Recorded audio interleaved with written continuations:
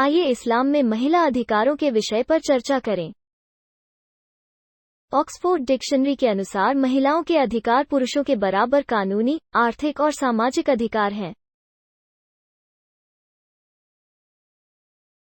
इससे पहले कि हम इस्लाम में महिला अधिकारों पर ध्यान दें, हमें आधुनिक श्रेणीबद्ध बयानों को अलग रखने की जरूरत है कि महिलाओं का जीवन कैसा होना चाहिए।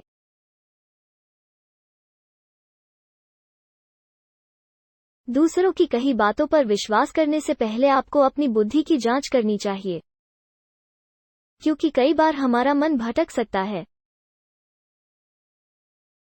जैसा कि एक समय था जब उस समय के महान विद्वानों ने सोचा था कि चंद्रमा का प्रकाश स्वयं प्रकाश है, लेकिन अब हम जानते हैं कि चंद्रमा का प्रकाश सूर्य से परावर्तित प्रकाश है। इसी तरह, यदि आप अपने निष्कर्ष को यह बताते हैं कि मीडिया ज्यादातर इस्लाम में महिलाओं के अधिकार को कैसे चित्रित करता है,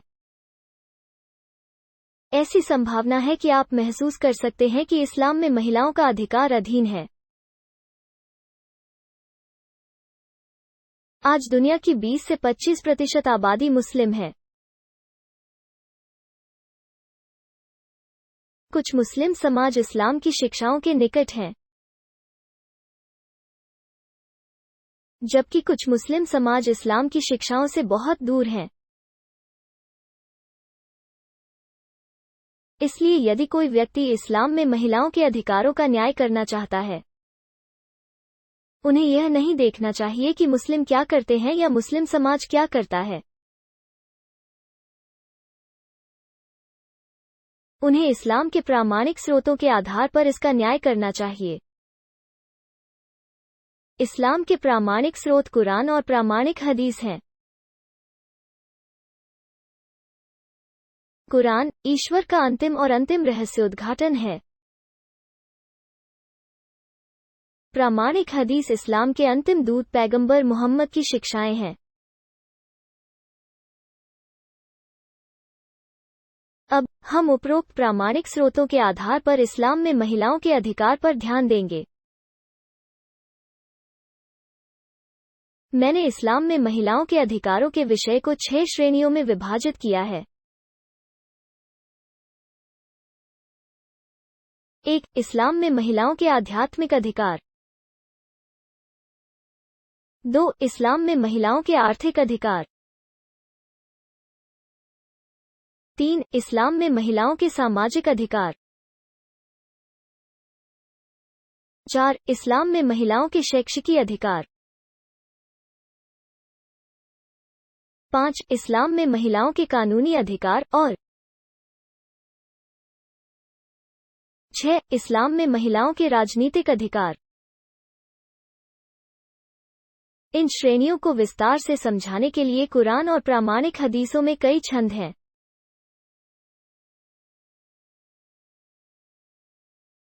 लेकिन यह समझना आसान बनाने के लिए मैं प्रत्येक श्रेणी को केवल एक या अधिक छंदों के साथ समझाने की कोशिश करूंगा।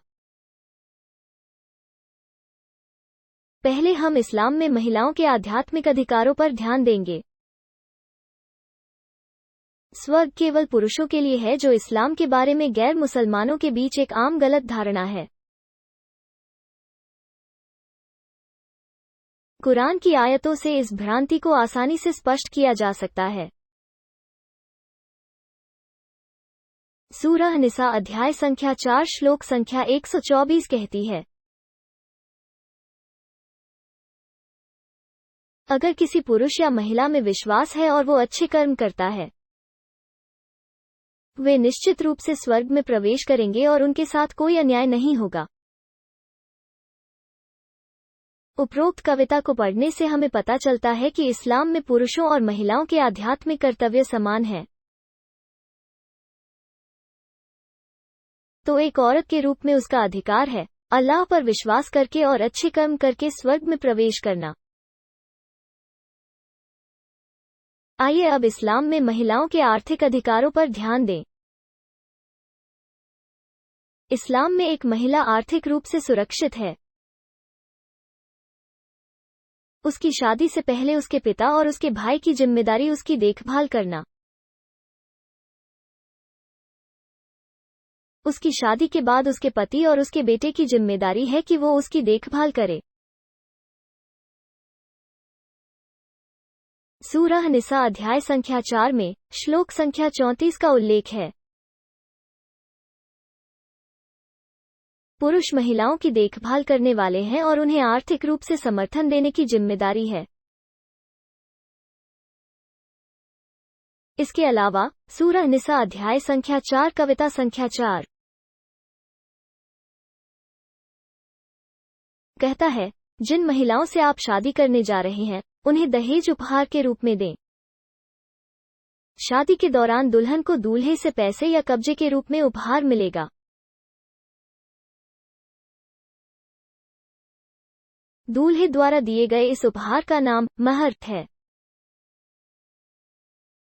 इसके अलावा इस्लाम में एक महिला को विरासत में दी जाती है। इसका विवरण सूरह निसा अध्याय संख्या 4 श्लोक संख्या 11 और 12 में वर्णित है। और महिलाओं को विरासत में मिली धन या परिवार पर अर्जित धन को खर्च करने की आवश्यकता नहीं है, क्योंकि आर्थिक रूप से उनकी देखभाल करना पुरुषों की जिम्मेदारी है। इसलिए इस्लाम में महिलाएं आर्थिक रूप से सुरक्षित हैं। कुछ नियम भी हैं जिनका एक महिला को पालन करना चाहिए यदि वो काम करके पैसा कमाना चाहती है, लेकिन वो एक अलग विषय है। इसलिए एक महिला के रूप में यह उसका अधिकार है जिसे पुरुष द्वारा वित्तीय सहायता प्रदान की जाए। अब इस्लाम में महिलाओं के सामाजिक अधिकारों पर नजर डालते हैं।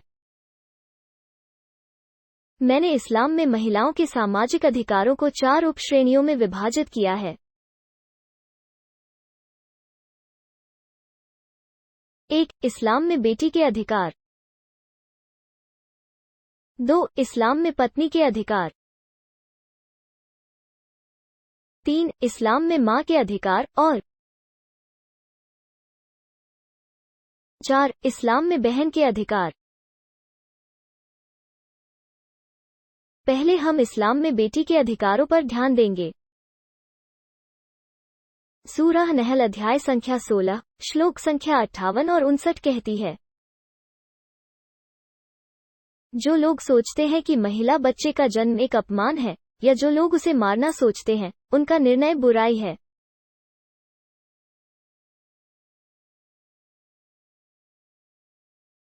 सुन्ना इब्न माज हदीस संख्या 3670 में एक प्रामाणिक हदीस है। वहां पैगंबर मोहम्मद ने कहा, कोई भी आदमी जो 2 बेटियों को प्यार और स्नेह से उठाता है वो स्वर्ग में प्रवेश करेगा। तो बेटी को उसका अधिकार उसके माता पिता द्वारा अच्छी देखभाल और स्नेह के साथ उठाया जाना। अब हम इस्लाम में पत्नी के अधिकारों पर ध्यान देंगे। सूरह निसा अध्याय संख्या 4 श्लोक संख्या 21 कहती है, शादी पति और पत्नी के बीच एक पवित्र अनुबंध है। और सूरह निसा अध्याय संख्या 4 श्लोक संख्या 19 के अनुसार शादी के लिए दुल्हन की अनुमति अनिवार्य है। इसके अलावा सूरह निसा अध्याय संख्या 4 कविता संख्या 19 कहती है, अपनी पत्नी के साथ अच्छा व्यवहार करें, भले ही आप उसे नापसंद करें। तो एक पत्नी के रूप में यह उसका अधिकार है जिसे उसके पति द्वारा समान जीवन साथी माना जाता है। अब आइए इस्लाम में माता के अधिकारों पर ध्यान दें। सूरह इज़राइल अध्याय संख्या 17 आयत संख्या 23 कहती है, अपने माता पिता को ईवन उफ भी न कहें। इसके अलावा सूरह अनाम अध्याय संख्या 6 श्लोक संख्या 151 में कहा गया है, अपने माता पिता के प्रति दयालु रहें। बुक ऑफ जिहाद हदीस संख्या 3106 में एक प्रामाणिक हदीस है।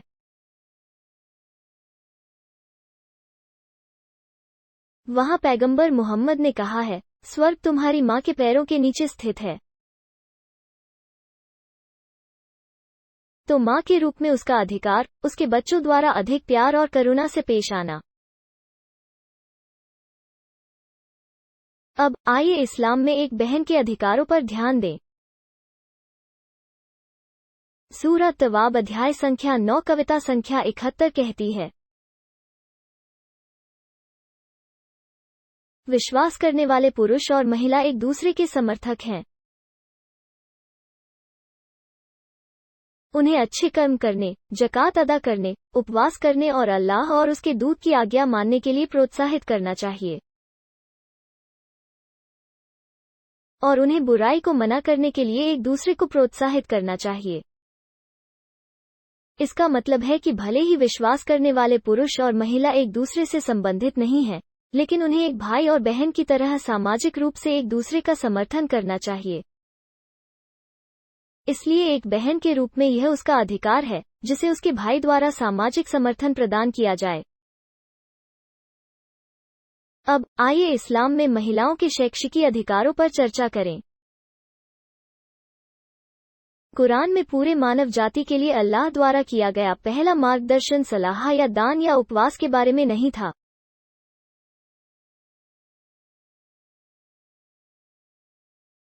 लेकिन यह इकरा के बारे में था। इकरा का अर्थ है पढ़ना, घोषित करना, दोहराना। कुरान ने सूरह इकरा अध्याय संख्या 96 श्लोक संख्या 1 में यह बात कही है। इसलिए कुरान में अल्लाह द्वारा दिया गया पहला मार्गदर्शन पढ़ना था। यह पुरुष और महिला दोनों के लिए था।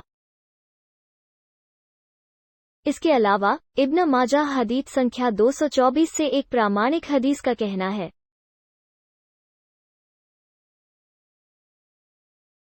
यह शिक्षा प्राप्त करने के लिए हर मुस्लिम पुरुष या महिला पर अनिवार्य है। और अगर हम साहिबा बुखारी पढ़ते हैं तो हमें पता चलता है कि पैगंबर मोहम्मद ने केवल महिलाओं को शिक्षित करने के लिए विशेष समय समर्पित किया। उन्होंने साहबा को विशेष रूप से महिलाओं को शिक्षित करने के लिए भी भेजा। इस वजह से अज्ञानता के दिनों के दौरान भी महान महिलाओं के कई उदाहरण हैं जो विद्वान थे।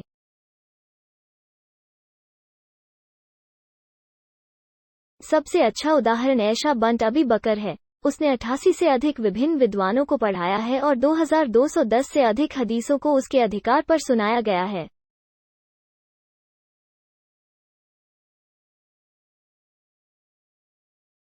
एक और उदाहरण उम्मे सलमा है, जिसे सबसे बौद्धिक महिला और विद्वान महिला माना जाता था।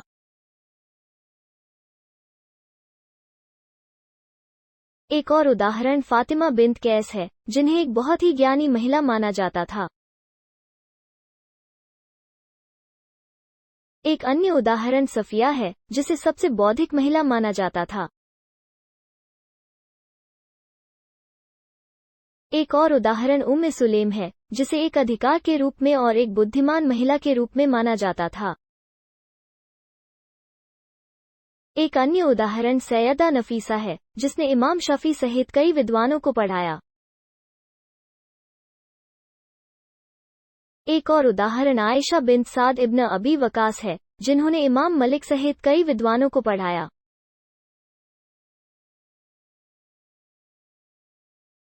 उस समय लोग शायद ही पढ़े लिखे थे, लेकिन फिर भी इस्लाम में हमने महिलाओं के कई उदाहरण देखे जो महान विद्वान थे। इसलिए एक महिला के अधिकार के रूप में उसके माता पिता, भाई या अभिभावक द्वारा शिक्षा प्रदान की जानी चाहिए। अब आइए इस्लाम में महिलाओं के कानूनी अधिकारों पर चर्चा करें। इस्लाम में कानूनी रूप से पुरुष और महिला समान हैं। कानून की समानता के अनुसार किसास के रूप में जाना जाता है, जिसका उल्लेख सूरह बका अध्याय संख्या 2 कविता संख्या 178 और 179 में लिखा गया है।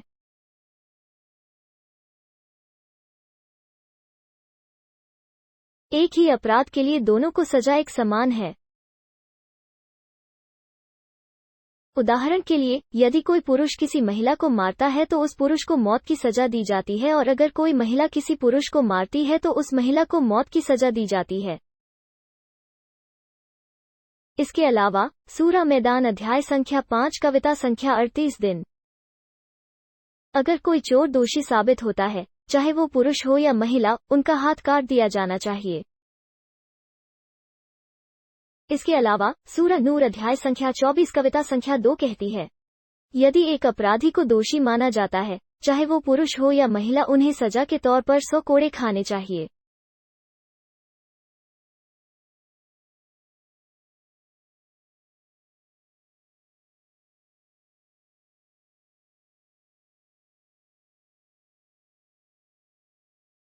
इसके अलावा सूरा बकरा अध्याय संख्या 2 कविता संख्या 282 इंगित करता है,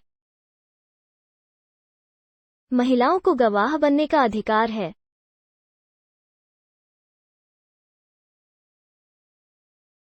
इसके अलावा सूरा नूर अध्याय संख्या 24 कविता संख्या 4 कहती है,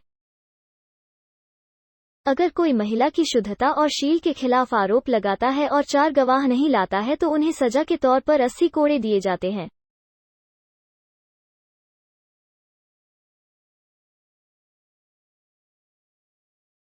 यह इस प्रकार है कि इस्लाम कानूनी रूप से एक महिला की गरिमा की रक्षा करता है,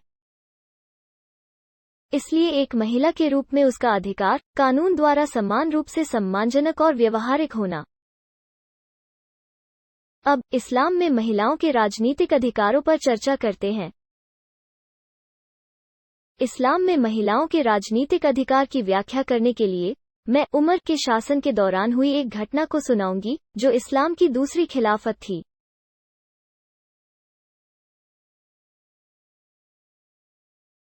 इसका उल्लेख मुअन्फ अब्द अल रज्जाक 10,420 में मिलता है। मस्जिद में महर के संबंध में एक चर्चा के दौरान उमर ने महिलाओं से कहा कि वे शादी के लिए पुरुषों से बहुत अधिक मात्रा में महर की मांग न करें। उस समय मस्जिद की आखिरी पंक्ति की एक महिला ने इस पर आपत्ति जताई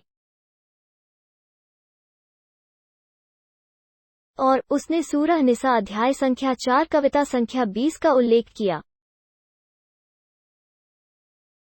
और उसने पूछा, जब अल्लाह ने महर पर ऊपरी सीमा नहीं रखी है, तो उमर उन्हें ऊपरी सीमा लगाने के लिए क्यों कहेगा? यह सुनकर उमर इस्लाम की दूसरी खिलाफत सहमत थे कि उन्होंने जो कहा वो गलत था और तुरंत अपना बयान वापस ले लिया।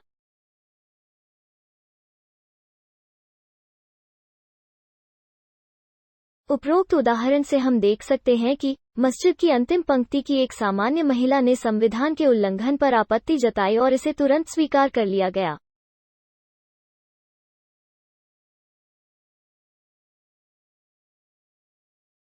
इसलिए एक महिला के रूप में यह उसका अधिकार है कि वो शासक के प्रति अपनी राय प्रस्तुत करे। अब तक हमने प्रामाणिक स्रोतों से इस्लाम में महिला अधिकारों के बारे में सभी श्रेणियों को देखा है।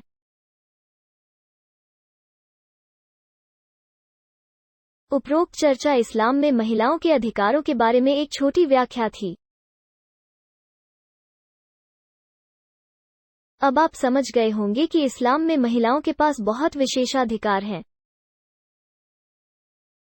के रूप में पुरुषों और महिलाओं के शारीरिक, मनोवैज्ञानिक, जैविक और शारीरिक रूप से अलग हैं। इन मतभेदों के आधार पर अल्लाह ने उनके लिए कर्तव्य निर्धारित किए हैं। कुछ कर्तव्य समान हैं, कुछ कर्तव्य समान नहीं हैं। कुछ कर्तव्यों में पुरुषों को अधिक लाभ होता है, अन्य में महिलाओं को अधिक लाभ होता है। इसलिए अल्लाह पुरुषों और महिलाओं को उनकी समानता और मतभेदों के आधार पर समान कर्तव्य और अलग अलग कर्तव्य देता है, ताकि वे एक साथ सद्भाव और शांति से रह सकें। यही कारण है कि यदि आप कुरान और प्रामाणिक हदीस के आधार पर इस्लाम में महिलाओं के अधिकारों का विश्लेषण करते हैं, आप तार्किक रूप से इस बात से सहमत होंगे कि इस्लाम में महिलाएं उनकी रक्षा कर रही हैं और वे अधीन नहीं हैं। शांति और अल्लाह की दया उन सभी व्यक्तियों पर हो सकती है जिनका मैंने ऊपर उल्लेख किया है। सभी प्रशंसा अल्लाह के लिए है जो सभी दुनिया के भगवान हैं।